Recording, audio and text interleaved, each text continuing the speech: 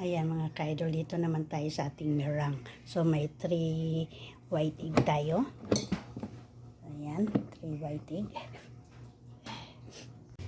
Ayan, ihalo natin ang number 1. Dandahan mo na.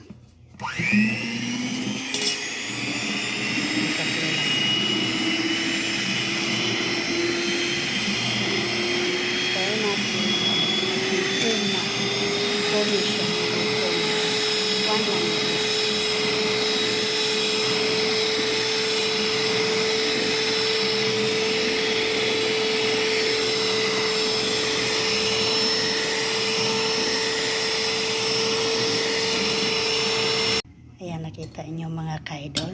So, naging foam na siya. Ayan. So, maglagay tayo ng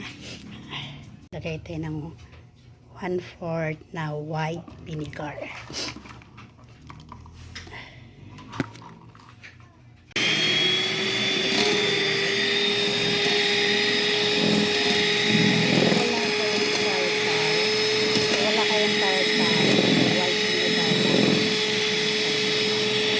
Ayan mga ka-idol, yan na po ang ating meringue. Kung makaano po tayo ng patulis po sa icing, ayan, ibig sabihin, pwede na yan. Ayan mga ka-idol.